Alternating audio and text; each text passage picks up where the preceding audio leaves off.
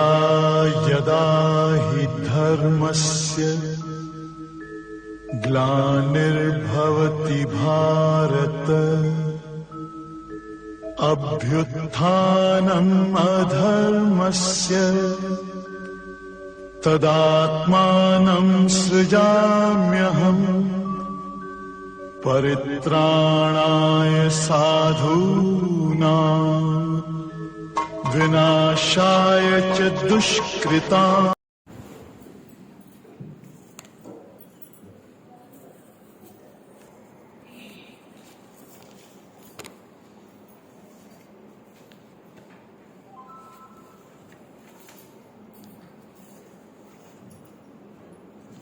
आठवां श्लोक चल रहा था, उसमें कल पढ़ा गया था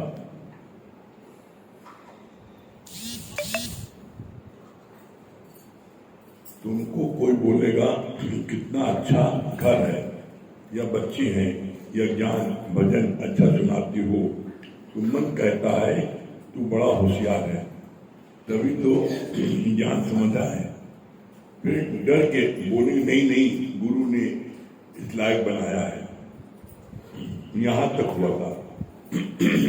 इसके बाद आज क्या बोले भगवान,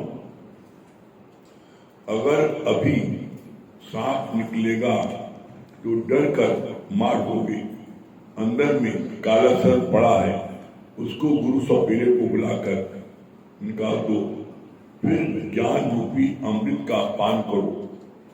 अगर तुमने धन कमाया है तो जाने पर दुखी होते हो, मैं गरीब हो गया हूँ, मेरा नाम खराब हो गया है।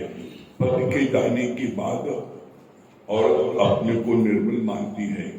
ये अहंकार तुम्हारा गुरु के आगे नम्रता भाव से ज्ञान सुनने पर जाएगा। दादाजी ने बोला, अगर किसी को कहता हूँ यहाँ से उठकर वहां बैठो तो एक बैठ जाता है, दूसरा नहीं बैठता है। तुम यहाँ पर आए हो अपने अहंकार को मिटाने, और जागरूक को विवेक नहीं है इसलिए निकाल नहीं सकते, लेकिन मनुष्य को विवेक है, वो अहंकार को से छू सकता है। यहाँ पर कितनी अच्छी बात भगवान बोली अभी सांप निकले तो उसको तुरंत मारोगे, छोड़ोगे नहीं। और जो अंदर जहरीला नाग पल रहा है, बाहर का सांप जो है वो निकलता है, उसको तुम तुरंत मारने की कोशिश करते हो, मारते हो। और जो अंदर सांप पल रहा है उसका क्या होगा? जो अंदर सांप पल रहा है, तो बोला उसके लिए गुरु ने बोला कि गुरु सपेरे को बुलाकर, गुरु सपेरे बुला करके उसको अंदर वाले जो नाग पल रहा है उसको निकलवाओ। क्यों? बाहर वाला सांप जो है वो तो जब तुम उसके नजदीक जाओगे तब काटेगा, ये तुम्हारे अंदर है, ये तुम्हें हर पल काटता है। देखो मन जो है बहुत अच्छा सब चीज है, शादी ब्याह के दिन खूब लोग नाच रहे हैं, गा रहे हैं, खूब मस्ती मार रहे हैं, लेकिन जो है किसी ने कोई बात बोल दी, घर बैठ जाएगा, कल हम शादी में नहीं आएंगे, एक मिनट रुक जाएगा। तो मन सपेरा जो है वो तुम्हारे को पल पल डस रहा है, पल पल डस रहा है, और तुम उसकी चिंता नहीं है। तो बोला नहीं, उसकी चिंता करो, और उसकी चिंता करके उसको यथाशीघ्र गुरु से निकलवाओ। अगर नहीं निकलवाओगे तो तुमको डसेगा और बच नहीं पाओगे। फिर कितना अच्छा बोला भगवान ने,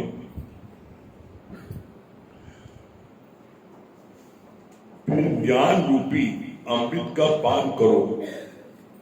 जब जहर निकल जाएगा तो गुरु के वचन ज्ञान रूपी उसका अमृत पान करो।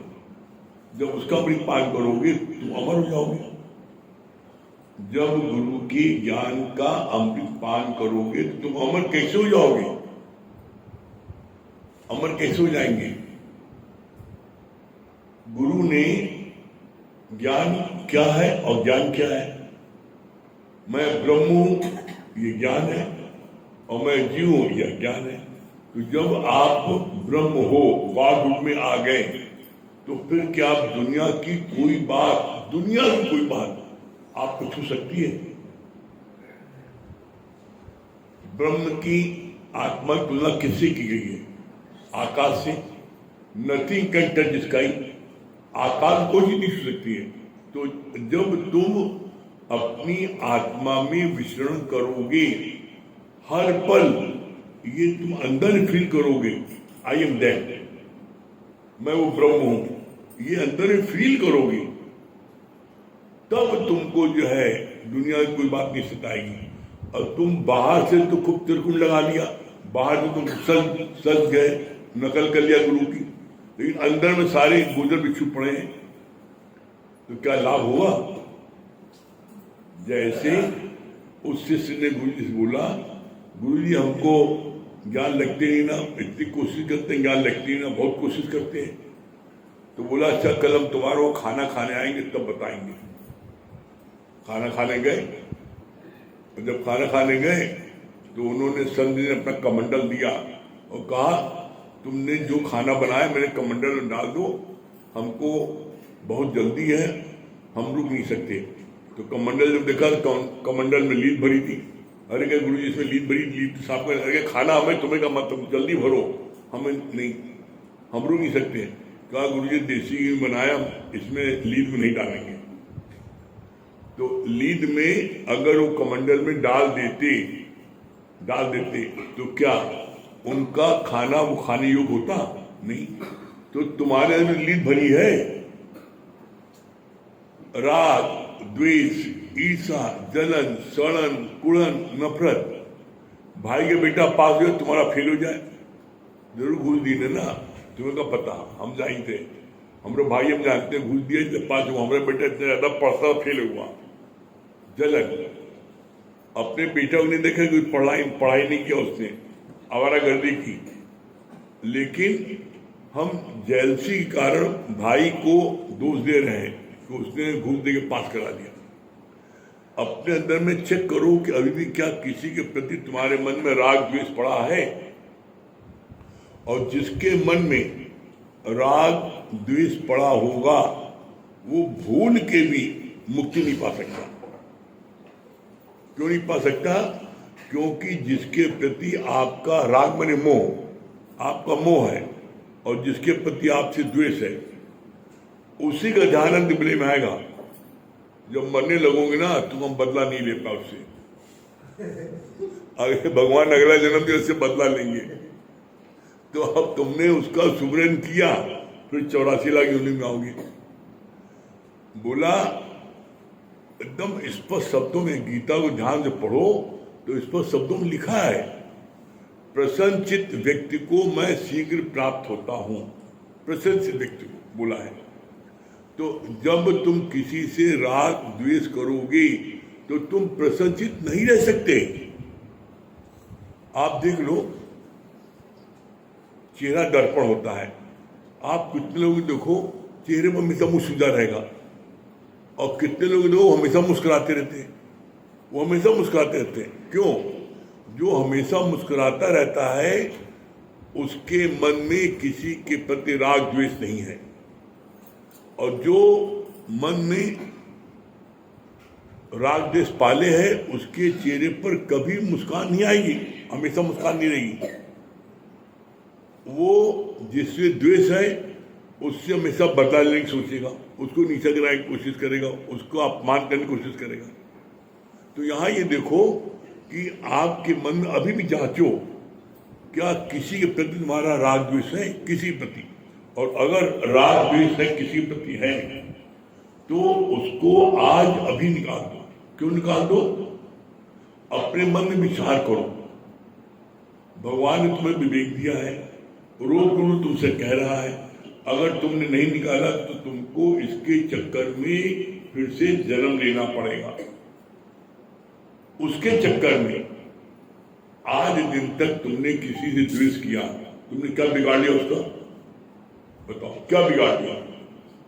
तुम जल रहे हो, कितनी विडंबना है, तुम्हारा खून जल रहा है, तुम हमेशा दुखी रह रहे हो, उसकी वजह से उदास रह रहे हो, तो तुमने उसको कुछ बिगाड़ नहीं पा रहे हो। तो ऐसे फायदा क्या पड़ा? ऐसा द्वेष करने से क्या फायदा? और जो प्रसन्नचित्त होता है उसको ज्ञान बहुत जल्दी लगता है, क्यों ज्ञान रखता है? क्योंकि उसका मन जो है एकदम साफ है, और जिसके मन में राग द्वेष है वो हमेशा उसका मन उसी के लिए सोचता रहता है। तो इसलिए जीवन में न राग, किसी से राग रखो और न किसी द्वेष रखो। राग भी रखोगे तो तुम्हारा मंदा नहीं है। जैसे सत्कर्म, बड़ी अच्छी बात बोली। क्या गुरु जी सत्कर्म न करें? पूछा गुरु जी ने, बताओ सत्कर्म करना अच्छा है? सबने बड़ा अच्छा है। गुरु का नहीं करना अच्छा नहीं था। अब जो नए लोग थे एकदम बिल्कुल क्या बड़ा, कैसे कौन सा गुरु भी यही कहे सत्कर्म न करो? तो कहा जो सत्कर्म करोगे तुम तो सत्कर्म का फल लेने के लिए तुमको आना पड़ेगा। तो मां के गर्भ में तो तुमको आनी पड़ेगा। सत्कर्म का फल है स्वर्ग, सारे भौतिक साधनों की उपलब्धि। तो उसको साधन की उपलब्धि, भौतिक साधन की उपलब्धि तुम लेने तुम्हें आना तो पड़ेगा। तो चाहे तुम सत्कर्म करो और चाहे बदकर्म करो, दोनों में तुम्हें आना पड़ेगा। इसलिए न सत्कर्म न बदकर्म। फिर बोला क्या करें? बोला निकर्म। गीता में 3 अध्याय में स्पष्ट शब्दों में लिखा भगवान ने, जिसको बोलते हैं निष्काम कर्म। हम निष्काम कर्म है क्या?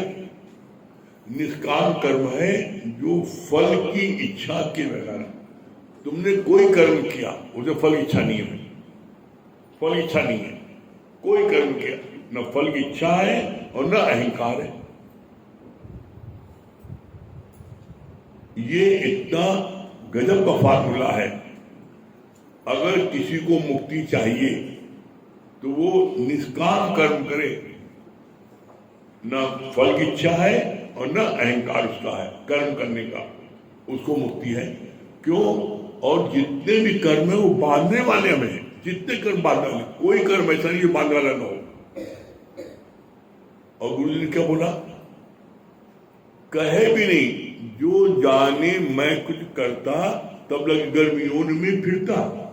जो ये जाने मैंने किया है तो उसको गर्मियों में आना पड़ेगा। तो इसलिए हमने तो एक नहीं सैकड़ों बार गुरु जी के मुख से सुना, मैं कुछ नहीं करता। गुरु जी आपकी कृपा से बच्चे की नौकरी लग गई, गुरु जी आपकी कृपा से मकान बन गया, गुरु जी आपकी कृपा से दुकान खुल गई। मैंने कुछ नहीं किया, तुम्हारे भाग में था, प्रारंभ का हो गया, मैंने कुछ नहीं किया। कभी भी गुरु जी ने कितने लोगों को गुरु जी के सामने गुरु जी से कहा, लोगों ने आकर के गुरु जी आपके पास मेरी बेटी की शादी हो गई, बड़े अच्छे से हो गई, मेरा ये हो गया, सारी बातें उनको मैंने कुछ नहीं किया, ये तुम्हारे भाग में तो हो गया। तो इसलिए कभी भी कर्ता पने का भाव मन में कभी मत लाना। कोई कितना कहे आपने बड़ा अच्छा भजन सुनाया, आपने बड़ा अच्छा बताया, हमने कुछ बताएंगे, हम बताने वाले हैं नहीं। अगर हम बताने वाले होते तो गुरु जी की शरण में आने पहले बता देते। अगर हम अच्छा भजन गाने वाले होते तो गुरु जी की शरण में आने पहले भजन गा लेते। जो कुछ भी प्राप्त है गुरु की कृपा से, ऐसा मन में भाव रखने पर कभी भी कर्ता अपने का भाव नहीं आएगा। फिर कितनी अच्छी बात बोली, तुमने धन कमाया है तो जाने पर दुखी होते हो। मैं गरीब हो गया हूं, मेरा नाम खराब हो गया है। पद के जाने के बाद और अपने को निर्बल मानती है। ये अहंकार तुम्हारा गुरु के आगे नम्रता भाव से ज्ञान सुनने पर जाएगा। सबसे इंपॉर्टेंट लाइन है ये अहंकार तुम्हारा गुरु के आगे नम्रता भाव से ज्ञान सुनने पर जाएगा। बिना ज्ञान के हर कोई धोखा खाए और निश्चित दिन पूछे और पूछाए। आप अपने जीवन में देख लो, आप गुरु की शरण में आने के पहले जरा से कोई बात होती थी तो जीवन पर्यंत के लिए बोलचाल बंद, लड़ाई झगड़ा, तू मैं सब शुरू जाती थी। और अब कितनी अधिक से अधिक बात हो जाए और मुख से बोल ही निकलता। कितनी अधिक से कोई बात हो जाए, मुंह कैसा, गुरु कैसा मुख पकड़ लेता है, आगे बोलने नहीं देता। तो ये जीवन में जो इतना ड्रास्टिक चेंज हर एक अंदर आ गया, कैसे आ गया? ये पहचान है सच्चे सदगुरु की। इसलिए कहा कि वाणी दो प्रकार की होती है। एक वाणी होती है जो बंदूक में गोली भर के मारी जाए, तो बंदूक में गोली भर के मारी जाए जिसको तो मर जाएगा उसी डर के डर। और एक होता है गोली जेब में रखी है और खींच के मार दो, उसको बोलते हैं बैकरी वाणी। चार शास्त्रों को पढ़ लिया और पढ़ करके बता दिया, वो है बैकरी वाणी। और जो गुरु मुख से वाणी सुनते हैं, जो गुरु मुख से वाणी सुनने पर जीवन में लगाते हैं और उसको बोलते हैं, वो है वाणी बंदूक की वाणी। ऐसा कोई व्यक्ति नहीं होगा जिसके जीवन में परिवर्तन आ गया और इस दर पर आने पर। क्यों आया परिवर्तन? इसलिए कि गुरु ने जो कहा है उसको अपने जीवन में लगाया भी है, ऐसा नहीं लगाया। इसीलिए बंदूक तरह गोली निकलती है। तो इसलिए बोला और ज्ञान सब ज्ञानड़ी, ब्रह्म ज्ञान का ज्ञान, जैसे गोला तोपा साफ करे मैदान। और जितने ज्ञान है आपको भौतिक जगत के सारे लाभ दे सकती हैं। आपने कंप्यूटर साइंस ले लिया, आपने और इंजीनियरिंग कर ली, और चीजों में आपने डिप्लोमा ले लिया, तो आप करोड़ों का पैकेज पा जाओगे, करोड़ों कमा लोगे, करोड़ों कमा लोगे, लेकिन मन की शांति नहीं मिलेगी, आनंद नहीं मिलेगा, प्रफुल्लता नहीं मिलेगी। कितना अपार धन कमा लो, सोने का पलंग खरीद सकते हो, 56 प्रकार का भोजन ले सकते हो, खरीद सकते हो, लेकिन भूख नहीं खरीद सकते। सोने का पलंग ले सकते हो लेकिन नींद नहीं खरीद सकते। और ऐसे अगर आप पवित्र हैं, पाक हैं, कोई मन में छल कपट नहीं है, आप पत्थर पर सोते नींद आ जाती है। और आप देख लीजिए इसका प्रत्यक्ष प्रमाण। जो मजदूर है बेचारे, आप सड़क के किनारे देख लीजिए, सोते हैं, बगल से ट्रक निकल रही है, तीन सांस कर रही है, हार्ट में मस्ती में सो रहे हैं। कैसी मस्ती में सो रहे हैं? एक रईस आदमी जो मुश्किल से 2 फुलका खा पाता, बड़ी मुश्किल से, वो भी उसके बाद 4 दवाई खानी पड़ती है। और उसको मजदूर देखिए ऐसे ब्लस्टर ना पे खाता है। तो भूख उसको परमात्मा ने दिया है, भूख तुम्हारी छिन गई। तुमने दिन भर तुमने खुराफात की, परिणाम क्या? भूख गायब। दिन भर तुमने हिगड़ी सिगड़ी की, नींद गायब। तो तुम धन खाओगे? बताओ। आप देख लो जितने भी रईस हैं, आप देख लो, जो सत्संग नहीं आते उनका ये हाल है, नींद नहीं आती उनको, रात भर देखते हैं। और जो सत्संग आते हैं उन्हें हिलाने की जगाना पड़ता है, जहां बैठे सो जाते हैं। हम तो देखते हैं सत्संग जो लोग आते हैं जहां बैठते सो जाते हैं, घूर करके, अरे भैया उठो। क्यों? क्योंकि यहाँ पर मौत की यादगिरी बनाती बना। यहाँ पर ज्ञान सुनने के बाद में हर समय वो मौत की तलवार भी दिखाई पड़ती है कि नहीं, कोई गलत कर्म नहीं करो। क्यों? क्योंकि गलत कर्म करोगे तो बिन भोगे छूटे नहीं कर्म गत परवान, बिना भोगे छूट नहीं सकते हो। तो ज्ञान मिलने के बाद में सबसे बड़ी सावधानी क्या हुई? गलत कर्म छूट गए, और नहीं तो हर समय गलत कर्म होते थे। तो ये सबसे बड़ी गुरु की मेहरबानी है। फिर क्या बोला भगवान ने? पति के जाने के बाद औरत अपने को निर्बल मानती है। अब आप देख लो, किसी के पति के शरीर शांत हो गया, अब उस औरत को तुम 10-20 करोड़ दे दो, लोग पवित्र वाले, कोई दिक्कत नहीं है, उसके बावजूद भी क्या वो औरत प्रसन्नचित रह सकती है? नहीं। उसको एक अंदर में टीस बार बार आती रहेगी, नहीं मेरा पति नहीं है, हम इन ढंग का क्या करेंगे? तो सब कुछ होते हुए, 99 सुख होते हुए, 99 सुख है, लेकिन जब पति नहीं है तो उसको उसका कष्ट होता है। लेकिन इस ज्ञान में इतनी पावर है कि हमने तो देखा है कि इतनी कम एज में, पता है, नन्हा सा बच्चा है, 4 महीने का, 6 महीने का, साल भर का है, 22 साल की उम्र है और पति शरीर शांत, लेकिन पता लगा कि वो तीसरे दिन सत्संग बैठी है, पता लगा वो गुरु को भजन गा रही है, पता लगा गुरु महिमा गा रही है। बाप रे, क्या नहीं पावर है, इतनी कम एज में, यंग एज में पति चला जाए और उसके बाद में कोई गम न हो और बाकायदा बिल्कुल एक अच्छे से संवरना, अच्छे से पहनना ओढ़ना, नहीं विधवा की तरह सफेद साड़ी पहनो, कोई श्रृंगार नहीं करो, बाकायदा सब श्रृंगार। तो लोग दुनिया वाले ताजुब मानते हैं, अरे क्या भैया इनको कौन सा ये सत्संग है, विश्वास ही नहीं मानते कि इसका पति मर गया, लेकिन इतनी पावर ज्ञान में है। क्यों पावर है? क्योंकि यहां पर ज्ञान के अनुसार कोई मरता ही नहीं है। ज्ञान के अनुसार, गीता ज्ञान के अनुसार कोई मरता ही नहीं है। गुरु ने क्या बोला है? Change of dress and change of address. आप क्या बोलते हो? चल बसा, यहां से चला और कहीं जाके बस गया, तो फिर जब यहां चल गया बस गया तो मरा कहा? जो चीज तुम्हारे शरीर में है, ये शरीर कैसे बना है? ये शरीर कैसे बना है? 5 तत्व से बना है, चित्त जल पावक गगन समीरा। इन 5 तत्वों शरीर बना है और यही 5 तत्व अपने पांचों में प्रकृति में मिल जाते हैं। जो तुम्हारे अंदर 5 तत्व हैं वही 5 तत्व प्रकृति में है। कैसे 5 तत्व है? बोला धरती, जल, अग्नि, वायु, आकाश। ये 5 तत्व शरीर बना है और ये पांचों तत्व जो शरीर शांत होता है तो पांचों तत्व अपने पांचों तत्व मिल जाते हैं। कैसे?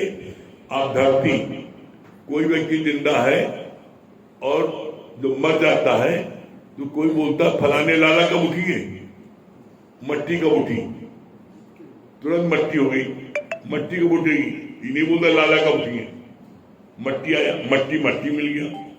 फिर जल का जल मिल गया। कैसे? जब तक व्यक्ति जिंदा रहता है तब तक आप उसके में से चाहे 2 बोतल खून निकालो, चाहे 1 बोतल खून निकालो, या 3 बोतल खून निकालो, वो जो अंदर में जल का अंश है वो उससे आप जब खून निकालते हो, इस कारण से आप खून निकल आता है। जैसे ही व्यक्ति का शरीर शांत होता है, एक बूंद खून अंदर से निकल सकता। जल तक जल मिल गया, सूख गया, तो उसमें से डेड बॉडी में से बूंद खून नहीं निकलता, तो जल तक जल मिल गया। फिर अग्नि, डॉक्टर आग देखता है ठंडा है भगवान, ठंडा भगवान गया, ठंडा पड़ गया, मतलब क्या? अग्नि तक अग्नि मिल गया। कैसे? जब तक व्यक्ति जिंदा रहता है तब तक उसका 98.4 टेम्परेचर, अभी आप जितने बैठे हो, अभी आप टेम्परेचर लगा लो तो आपका टेम्परेचर 98.4 रहेगा हर एक का। और जैसे शरीर शांत होगा तो टेम्परेचर 0 हो जाएगा, तो बॉडी ठंडा गया। तो क्या वो जो है उसका जो अंश है वो उसे मिल गया, अग्नि मिल गया, जल मिल गया, और आपके जो है ये उसका वायु नहीं, धरती का मट्टी मिल गया। अब बचा आकाश। आकाश मतलब खाली जगह। आप जब जिंदा रहते हो, अब आजकल देख लो, कोई ऐसा नहीं होगा जो कि 1-2 गिलास लस्सी न पिए, मैंगो शेक न पिए, दिन भर में 4-6-10 गिलास पी जाते हो, तो कहाँ गया वो 4-6-10 गिलास? वो खाली जगह चला जाता है। और जब आदमी मर जाता है तो घर वाले चिल्लाते हैं, मर रहा, जल्दी एक चम्मच गंगा जल पिला दो। 1 चम्मच गंगा जल नहीं आता, बाहर निकल आता है। आकाश मिल गया, तो खाली जगह भर गई ना, तो अब मरने के बाद मुख में 1 चम्मच नहीं आता पानी। क्यों नहीं आता? क्योंकि आकाश मिल गया। धरती, अग्नि, जल, आकाश, वायु शरीर काय में खड़ा है, बीच पवन का खंबा, इस श्वासों के बल में खड़ा है शरीर। जो श्वास बाहर जाए, अंदर आने क्या भरोसा? सांस बाहर गई अंदर नहीं आई, जय सीताराम। तो अब पांचों तत्व पांचों मिल गए। कौन चीज मरी? कोई चीज नष्ट नहीं होती, साइंस के हिसाब से कोई चीज नष्ट नहीं होती है, परिवर्तित होती है। तो इसलिए यहां पर किसी बात का रोना धोना इसलिए नहीं होता। क्यों? क्योंकि पहले वो साकार था, अब निराकार हो गया। बारिश बरसती है, धरती में समा जाती है। उसी तरीके से अगर किसी शरीर शांत हुआ दिखने में, तो गया कहाँ? वो धरती में समा गया, वही हृदय में आ गया। अभी तक वो बाहर था, अब तुम्हारे हृदय में आ गया। तो रोने धोने की बात का, इसलिए कहा गया है knowledge is power. Knowledge is power है, मनी इज पावर नहीं बोला गया है, पोस्ट इज पावर नहीं बोला गया है। नॉलेज, और नॉलेज कौन सी? ब्रह्म ज्ञान की। तुम और किसी ज्ञान की ले लोगे नॉलेज, वो नॉलेज काम नहीं आएगी। चाहे साइंस की ले लो, चाहे मैथ की ले लो, चाहे हिंदी की ले लो, चाहे अंग्रेजी ले लो, वो नॉलेज तुमको धन कमा सकती है, लेकिन तुमको आनंद में नहीं ला सकती, मन में शांति नहीं ला सकती, प्रफुल्लता नहीं ला सकती। ये ब्रह्म ज्ञान जो है, इसकी नॉलेज जो है तुमको एवर लास्टिंग हैप्पीनेस में ला सकती है। इसलिए ब्रह्म ज्ञान सबसे ज्यादा जरूरी है।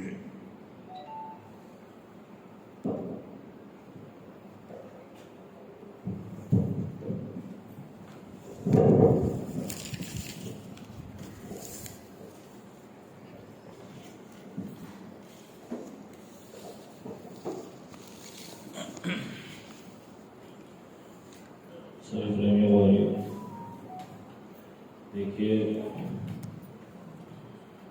वास्तविकता तो ये है कि ज्ञान में आने से पहले हम सभी लोग भ्रम में जी रहे थे। कैसे जी रहे थे? जैसे हम एक्चुअली तो प्यार करते हैं परमात्मा से, लेकिन फंस जाते हैं किसी व्यक्ति से। जैसे आप देखिए, हर व्यक्ति का अपनी पत्नी, अपने पुत्र, अपने पिता जो बहुत क्लोज होते हैं, उनसे बड़ा प्रेम होता है और बड़ी आसक्ति होती है। लेकिन जब उस शरीर से वो शक्ति, वो परमात्मा की जो शक्ति है, जब वो निकल जाती है, तब आप बताओ क्या आप उस व्यक्ति के साथ रह पाते हो? और कितनी बड़ी विडंबना है कि जब तक का जीवन व्यतीत करते हो, कोई 80 साल, कोई 90 साल, कोई 95 साल, उस 95 साल तक उसी स्त्री में आसक्ति रखते हो, और जिसकी शक्ति के आधार पर वो स्त्री भांस रही है, आनंद दे रही है, तुम उस शक्ति को भूल जाओ। सबसे बड़ी विडंबना ही यही है। और जब वो शक्ति चली जाती है, तो आप देखो, जैसे अभी बोला, वो व्यक्ति भी चला जाता है। कोई उसको पूछता है, कोई कहता है कि फलाने लाला की बॉडी कब उठेगी,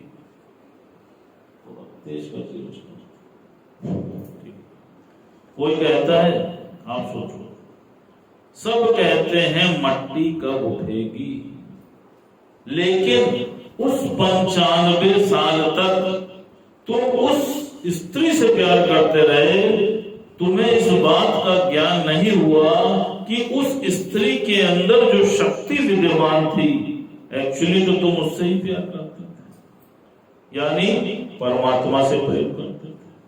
दूसरी बात, तुम्हारे अंदर भी कौन सी शक्ति कार्य करा रही है? अगर मैं बोल पा रहा हूं तो किसकी शक्ति से बोल पा रहा हूं? आप सोच के देखो, कितने लोग ऐसे हैं जिनके मुख से आवाज नहीं निकलती, कान से सुनाई नहीं पड़ता, आप देखो, और आप हर चीज का अहंकार पाल के बैठते हैं। प्रेम करना था परमात्मा से, और प्रेम किससे कर बैठे? पत्नी से। क्या होता है? बाद में बवाल होता है, और सर पे बाल नहीं होता। देख लो, बचाना चाहते हो, समय है तुम्हारे पास, सोचो। और फिर बकबक शुरू। गुरु जी ने क्या बोला? कहा वचन संभाल के बोलिए, वचन के हाथ ना पाओ, और एक वचन औषधि करेगा, एक करेगा भाव। आप देखो, कभी आप माइन्यूट ऑब्जर्वेशन करना कि एक दिन में कितने शब्द बोलते हो। गीता भगवान ने बोला, कहा मनुष्य एक दिन में 30,000 शब्द बोलता है, 7 दिन में 2,10,000, एक हफ्ते में 9 लाख। अब आप सोच लो एक साल में कितना बोलता है। अब 9 लाख शब्द बोलने में तुम्हारी कितनी एनर्जी खर्च हुई, सोच के देखो। अगर तुमसे कहा जाए कि अपना पैसा यहां खर्च कर दो, करते हो क्या? नहीं भैया, जहां मल्टीप्लाई होगा वहीं खर्चा करेंगे। जहां से कुछ नहीं मिलेगा वहां व्यर्थ खर्च नहीं करेंगे। क्यों? क्योंकि मेहनत से कमाया है। तो ये शांति भी क्या फिजूल में आई है? कितनी मेहनत से जीवन में शांति आ जाई है, तो क्यों व्यर्थ बोलते? आप देख लो। और जो कोई भी व्यर्थ बोलता है, आप देखो, उसके जीवन में सिवाय अशांति के, सिवाय तनाव के, सिवाय परेशानी के कुछ भी हासिल नहीं होता। आप अपने से पूछ के देखिए। और जब कभी भी कुछ बोलते हो तो आप अपने से पूछो, क्या इसको बोलने की आवश्यकता है? तो आप पाओगे कि इसको बोलने की कोई आवश्यकता नहीं है। इसीलिए गुरुजी ने क्या बोला? सावधान, troubles won't come if you do not invite them. जैसे एक बार एक व्यक्ति बस में सफर कर रहा था। अब जब वो सफर कर रहा था तो बगल वाली सीट पे कोई आदमी बैठा था। उसने उस व्यक्ति से पूछा कि भाई साहब टाइम क्या हुआ? उसने कुछ नहीं बोला। उसने फिर पूछा, भाई साहब टाइम क्या हुआ? उसने फिर कुछ नहीं बोला। थोड़ी देर के बाद जो व्यक्ति पूछ रहा था कि टाइम क्या हुआ है, उसका स्टॉप आया और वो उतर गया। पीछे बैठा हुआ आदमी ये सारी प्रक्रिया को देख रहा। उसने उस व्यक्ति से पूछा कि भाई साहब आप घड़ी तो लगाए थे और टाइम भी बता सकते थे, आखिर इसको टाइम क्यों नहीं बताया? कहा भैया तुम नहीं जानते। आज ये मुझसे टाइम पूछता, फिर ये मुझसे पूछता कि तुम कहाँ रहते हो, फिर ये मेरा मोहल्ला पूछता, फिर ये मेरा घर पूछता, और कल ये मेरे घर आता। मेरे घर में मेरी 2 बेटियां हैं, कल ये उन बेटियों को देखता, और परसों मुझसे उन बेटियों का हाथ मांगता। तो जो सुन रहा था उसने कहा कि भैया इसमें बुराई क्या है? कहा यार तुम भी ऐसी बात करते हो, जिसके पास गाड़ी नहीं क्या मैं उसको बेटी दे देता? अब आप सोचो कहां से सावधानी उसने बरती, कहां से कहां तक चला गया। इसीलिए गुरु तुमको कहता है सावधान। देखो सत्संग की महिमा अपरंपार है। इसका एक एक वचन तुम्हारे जीवन में एंथुसियास्टिक चेंज ला सकता है, तुम इसकी कल्पना भी नहीं कर सकते। जैसे एक बार एक चोर भागते भागते सत्संग में आ पहुंचा। चूंकि पुलिस ने दौड़ाया और वो कहीं भी जगह नहीं पाया, तो वो सत्संग में आके बैठा, और जब बैठा उसी पर उसने एक वाणी सुनी। अब वो वाणी थी कि देवताओं की परछाई नहीं होती। इतना सुन के वो भाग गया। कुछ समय के बाद वो पुलिस के हत्थे चढ़ गया और पकड़ा गया। अब उसको बहुत यातनाएं दी गई, लेकिन उसने कुछ नहीं बोला। वो देवी का भक्त था। किसी ने बोला कि देवी का रूप धरकर अगर इससे पूछोगे तो ये सब कुछ सच सच बता देगा। कहा ठीक है। देवी का रूप धरा गया और धरने के बाद उससे पूछा गया बताओ। जैसे ही वो कन्फेस करने वाला था, उसके मन में वो सत्संग की वाणी ध्यान आई। और उसने देखा कि जो देवी का रूप धर के पूछ रहा है उसकी तो परछाई दिखाई पड़ रही। वो समझ गया कि मेरे साथ छल हो रहा है। क्या किया? वो अपने वचन से मुकर गया और बच गया। अब आप सोचो, क्या उसने सोचा था कि वो एक थॉट मुझको जीवन बचाने में सफलता देगा? इसी प्रकार हम सब यहाँ जितने भी बैठे हैं, कोई एक थॉट, वो माइन्यूट थॉट आपके जीवन में यू टर्न का काम करता है। जैसे एक बीज ही तो तुम बोते हो लेकिन पूरा वृक्ष निकल आता है।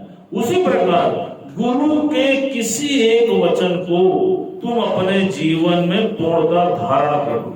तुम देख लेना, तुम्हारे जीवन में सुख, शांति, संपदा, प्रफुल्लता, positive thinking, ever ending happiness, सब कुछ स्वतः ही आ जाएगा। लेकिन ध्यान रखना, दादा भगवान ने बोला है, मेरे 147 पॉइंट्स में से जो भी पॉइंट तुमको सबसे सरल लगे उसको पूर्ण रूप से जीवन में धारण कर लेना। जिस दिन तुमने धारण कर लिया, ध्यान रखना, उस दिन तुम असाधारण हो जाओगे। अब बताओ कैसा बनना चाहते हो? साधारण क्या साधारण? साधारण, ठीक है।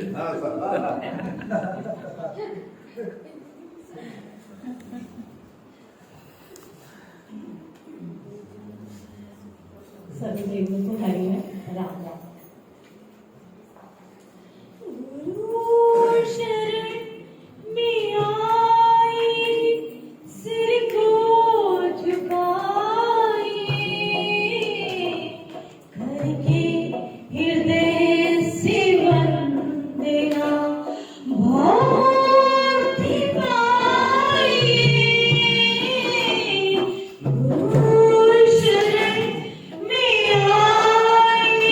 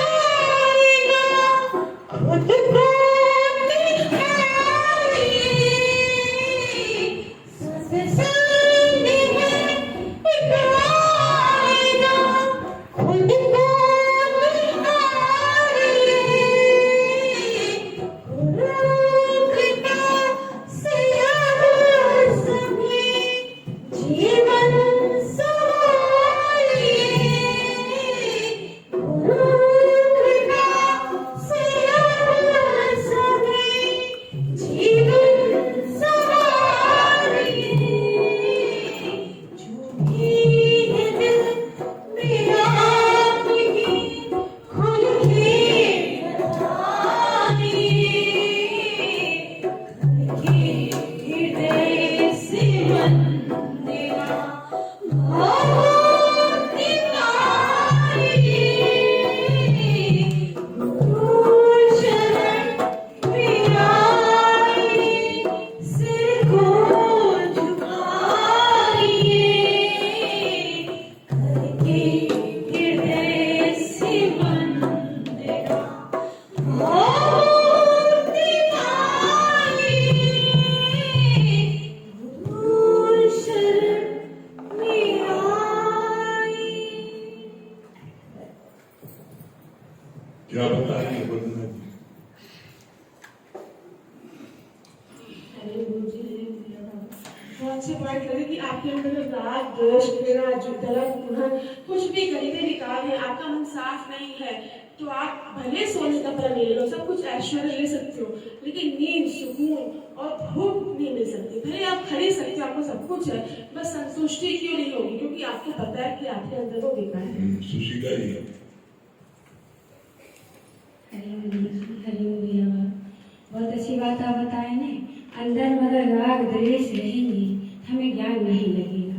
जब तक अपने मन को हम साफ नहीं करेंगे, तब तक हम मतलब गुरु का आगे हमें नम्रता बन के रहना है। भैया की बात बहुत अच्छी लगी कि हम प्यार जो करते हैं, सोचते हैं पति में पत्नी में शरीर में है, लेकिन शरीर से नहीं, परमात्मा की शक्ति से करते हैं। जब तक शक्ति है तभी तक हम प्यार करते हैं। ये बात बहुत अच्छी है। हरिओम गुरु जी, बहुत अच्छा आपने बताया ना कि ज्ञान जो आप बताते हैं गीता का ज्ञान, इसमें कोई मरता है नहीं, सिर्फ शरीर बदलता है। ये बाबा धीरे धीरे पक्की करा रहे हैं कि कभी कोई मरता है नहीं, सिर्फ शरीर बदलता है। बाकी बहुत अच्छा लगा भैया ने बताया ना कि बहुत कम बोलना चाहिए, शब्द बहुत कम। जब लोग फालतू बोलते हैं, शब्दों धीरे धीरे कमी आनी चाहिए। हम लोग बहुत कम बोले, मौन रहे ज्यादा। हरिओम गुरु जी, हरिओम भैया जी। बिन ज्ञान हर कोई भूखा खाए, पूछे और जैसा बातें। यहाँ आने से पहले खुद को जांचो कि हम क्या थे, मतलब जरा जरा सी बात पे कैसे एक्शन करते थे। और इस वाणी से मिलने के बाद कर्म करना सबसे पहले बात होता है।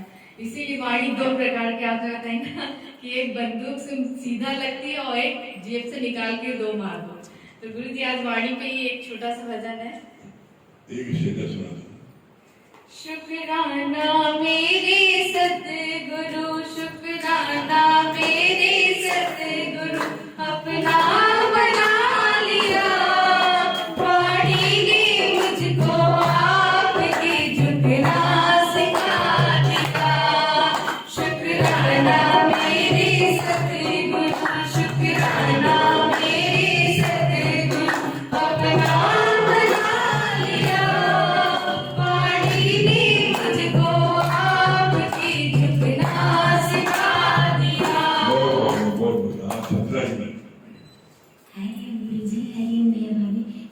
आपने बताया ना कि पत्नी का जब पति का शरीर शांत हो जाता है, कैसे वो अपने आप को निर्भर महसूस करती है।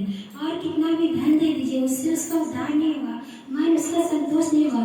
लेकिन जब गुरु के वचन जाते हैं, गुरु का अमृत वचन जब सुनते हैं, ऐसे कहते हैं 5 तत्व था, 5 तत्व मिल गया, तो कहाँ गया? किस लिए तुम रोते हो? पहले साकार था, निराकार हो गया।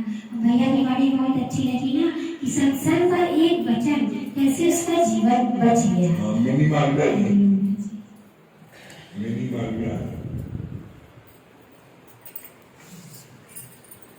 हरिओम भैया और अमित भैया को हरिओम और शिवांगी भाभी को हरिओम। सच बात है भैया, अमित भैया ने भी जो बताया कि अगर 147 वचन में एक वचन भी अगर हम लोग लगा लेंगे तो जीवन सफल हो जाएगा। ये बात तो सब मेरे जीवन के साथ तो आप देख ही रहे, और आगे ही मेरा जीवन बनाया है, नहीं तो आज हम तो रो रो के मर गए होते। हरिओम गुरु जी, बस आज पुराना लाइन देखते थे तो आज रात भाभी बोली तो हम क्या चलो सबको मिल के आते हैं। नहीं, हम लोग अब रात में ही आएंगे, बहुत धूप होती है संडे में। हरिओम गुरु जी, हरिओम भैया, हरिओम भाभी। बहुत अच्छी बात लगी कि बिना ज्ञान के घर कोई धोखा खाए, चाहे निश्चित पूछे और पूछा है बात। सुशील भैया क्या बोल रहे? हरिओम गुरु जी, बाहर वाला जो सांप है उसके पास जाएंगे तब दसेगा, हम मन का साथ तो हर समय डसता, बस उसका उपाय गुरु के पास है। अरे गुरु जय भैया, बहुत अच्छी बात लगी ना भैया ने बताया ना कि उसने सत्संग में एक वचन ही सुना लेकिन उसको कैसे मृत्यु भी कर गई। तो गुरु के अगर एक वचन भी हम अपने जीवन में लगा लेंगे तो हमारी भी वही स्थिति होगी।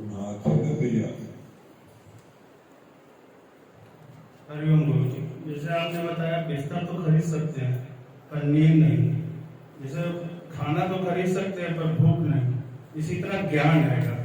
ज्ञान को हम मतलब खरीद नहीं सकते, इसको मनमना भाव से सुनेंगे तभी ये अंदर जाएगा। जैसे घड़ा होता है, खाली घड़ा जब पानी भर सकता है, अगर हम अपना हृदय शुद्ध कर लेंगे तो ये ज्ञान भी अपने आप अंदर चला जाएगा। बहुत बढ़िया। सही बात है जो है, कोई जो है किसी से प्यार नहीं करता, केवल शक्ति से प्यार करता है। हाँ, काफी भैया क्या बता रहे हैं भैया? छोटे भगवान को हरिओम गुरुदेव, मैं बात करती थी कि जो व्यक्ति हमेशा मुस्कुराता रहता है उसके मन में राग द्वेष कभी नहीं होता। Very good. हाँ सत्य भैया। अगर हम ब्रह्म ज्ञान अपने जीवन में लगा लेंगे तो हमारा जीवन सफल हो जाएगा। वेरी गुड, बहुत बढ़िया, क्या बात। हाँ दारा सिंह, दारा सिंह।